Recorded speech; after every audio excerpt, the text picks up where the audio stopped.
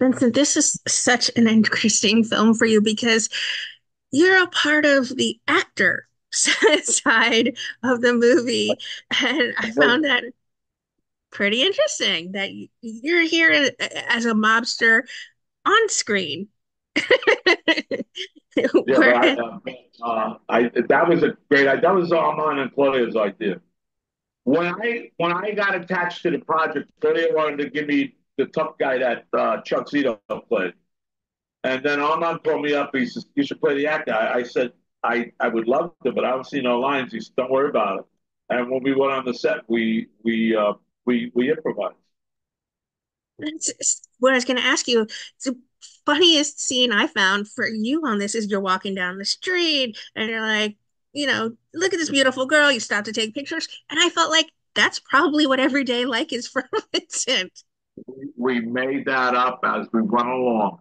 Me and Butchie the Hat came out of Baby John's cannoli place, and Claudio said action, and I blocked it. I had uh, um, a union delegate sitting there with the girl supposed to play his wife, and then Claudio's girlfriend came over, and then Frankie came over with the script, and then we ran into Valentina up in the restaurant with Butchie, and then Armand was there. And we made all of that up. It was so cool. I think we did two takes, and that was it. My goodness, you have great comedic timing.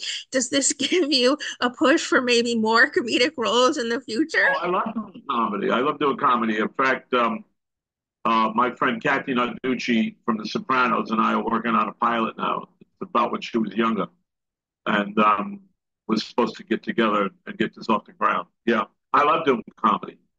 I love it.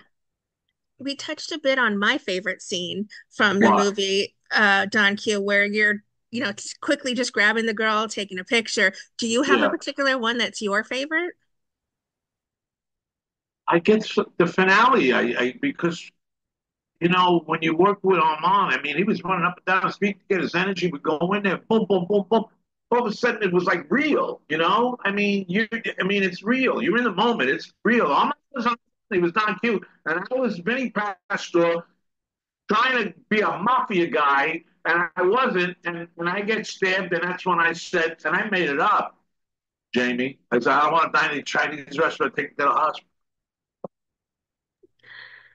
This is, I think, such a special film for you. Have you gotten to see it yet? Armand told me he's only seen it once. I saw it at the premiere in New York. We had really, I was with Sandra Santiago and a lot of the other cast members. Norman couldn't make it that night, but I love it. I love the movie. It's going to do very well on cable. It's a movie where people can sit home and even my granddaughter could probably watch it. What is it? RPG-13? I don't even know. I don't know, but probably a little bit are, but it's Oh, just, oh, okay. I think Does a it special movie because it's what? got it's a special movie because it's got so many messages to it, and it's also, a interesting take on the Don Quixote format. You think about it, Yeah, you and don't think about it from La that because Mancha. it's such a special place with this. Yeah, Man of La Mancha was one of my favorite musicals back in the day. I'm a product of the '60s. I saw that on Broadway, Man of La Mancha.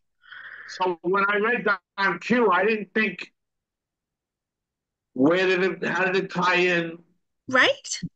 with Don Quixote? Okay, and then the guy who was running around with him, you know, Pedro and Dulcinea with the Chinese girl, and I said that's how this is the tie-in. Uh, and the audience is not can't expect that. They don't No. know. They don't know the journey they're going to go on because they know it's on Asante and they know it's a gangster movie, but they don't know the journey they're going to go on. So I don't want to tell too much about what Absolutely. happened because then all of a sudden people are going to burn my house down.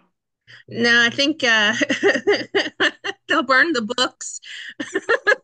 They'll burn before they burn your house, and that's Yeah. we don't want that. But I just love the presence you have on this. Is that your costume, or is that a real you as well? Since you said you improved everything. No, I always, even on Gravesend, or the series I'm working on now, Willie DeMeo, I bring my own wardrobe. Wardrobe looks at me and says, I have to approve your wardrobe. I says, I approved it. And he says, what? I says, what I do, his name is Lorenzo Sweetheart. I pull stuff from my closet and I think about what this character is going to wear. So with Don Q, what is this character going to wear? Yeah, he should be wearing a sweatsuit when he goes on the hit. Yeah. So, yeah, he's walking uptown. He's not wearing a suit. He's wearing a sports jacket. It's his day off. Yeah. And that's how you go the character, and you kind of you learn that from the studio. You learn that from Brando and Montgomery Clift and the early guys. You know, it's from outside and inside. So it's not only your emotional and withdrawals and things that you connect to. It's also how you dress and feel this guy should dress. Like Sure. right now in the house, I'm not wearing a suit. I'm walking around. I'm not wearing a suit. But if I got my wardrobe from the other day, I worked in four scenes on Gravesend, and if I show you the wardrobe or a picture, you can say, "Benny, how good, how nice you look," because wise guys get good. That's right. So when I was done with Don Q, I said to Claudia, "Let me wear the sweatsuit." Yeah, no problem. Let me wear it, no problem. And it was fun. And I worked with Butchie the Hat, who I had worked with. I mean, Butchie was with me since Goodfellas. I said, I got to work with Butchie. That's my guy. You do such exceptional work on our screen. And so many wonderful roles that you've been a part of. Certainly, all of the wonderful projects behind you, let alone on those beautiful posters that you have. What does it mean to you to still be such an in-demand and special actor that so many people look for in these projects? Well, I'm going to tell you a story. Last December, I got fed up because I did a reading with Robert De Niro for his new movie, and I sat right next to him at Deborah Messing. And I thought I had the part. I was reading his right hand man. And then what happened, the lady who was doing the casting, she passed away, new casting, whatever. I didn't get the part. And I got bummed out. So I picked up the phone and I said to my agent, I quit. He said, what? I said, I quit. He said, okay, then. He called me back 2 weeks later. He said, you still quit? You retired? I said, yeah. He said, well, Woody Allen wants you. I says, okay, what does he want? He says, because I worked with Woody on Bullets Over Broadway. Susan Stroman directed it. And I said, what does Woody want? He says, well, he's giving you the lead to his new play. I says, okay, we're going to send you the script. We're going to do a reading in 3 months. He says, we got Sharippa and a few other people attached. That's okay. So now I get the script. And since I said I retired, I didn't have anything to do except sit home and learn Woody Allen's play. So now we go for a reading for his investors. And Woody's sitting where you are, I'm here.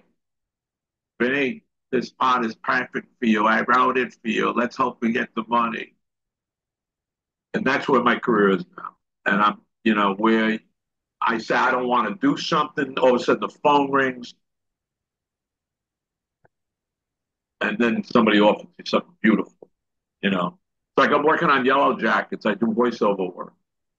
Oh, Yeah, I play a llama. Why you watch Yellow Jackets? of course. Oh, in season 3, there's a llama in the woods. It's my voice. All right. I'm looking forward to that. Oh my goodness, Vincent. I don't want to take up too much more of your time because you have a beautiful press day ahead of you, but you do exceptional work. Continue to do such exceptional work on our screens. You have to know that you move so many people with your art. This whole thing that's happening is that new people are growing up, like my granddaughter. She's 13. She's trying to watch my stuff. They're growing up and they're watching Sopranos for the first time. They're watching some of our old movies, like It Could Happen to You with Nicolas Cage was on the other day, and Made with Favreau, and all these movies are popping up. Serving Sarah with me and Matthew Perry, Liz Hurley.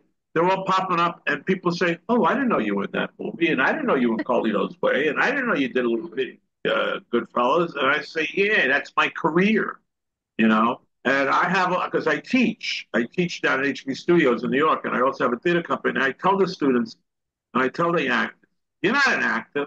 You're not an actor. You're doing Uber. When you're an actor, when you don't have to do Uber no more.